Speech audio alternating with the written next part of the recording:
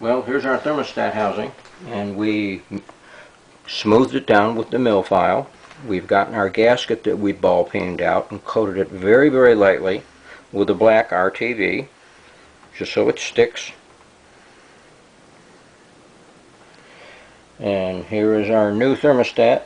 Oops, pardon me. Here's our new thermostat. We've drilled 4 1/4-inch holes in it, and those holes will allow the water to still circulate throughout the cooling system in the event that your thermostat ever fails and shuts off completely. It's really pretty easy to do.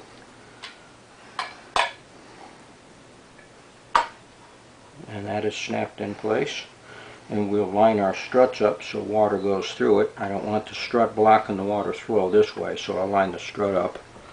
And as you can see with the numbers on the bottom of the thermostat, this is a 180-degree thermostat. The factory one calls for 195. And we're going to slap this rascal in and get it all buttoned up.